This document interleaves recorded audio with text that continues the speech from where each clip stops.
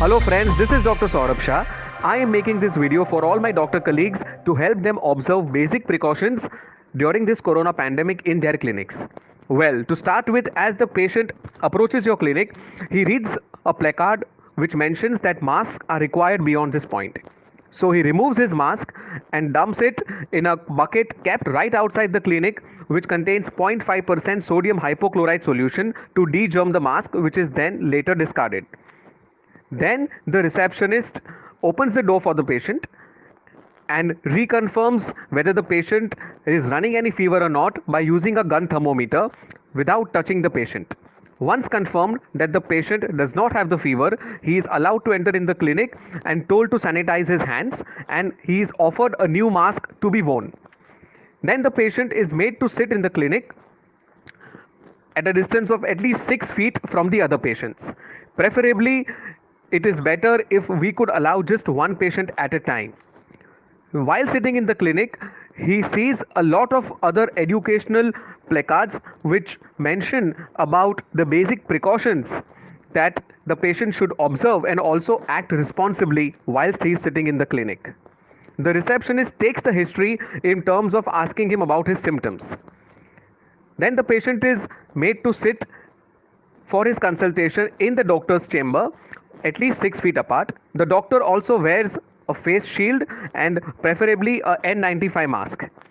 The patient is told not to touch the doctor's table.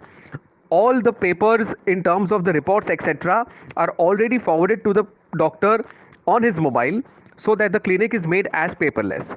Once done with the consultation, the receptionist hands over the prescription paper in an envelope to the patient in a tray to minimize any surface touch, etc. The patient then also pays the money in the tray. The notes of the currency are taken by the receptionist, who is wearing gloves, and are all collected in a separate bag which is kept aside for at least 3 days.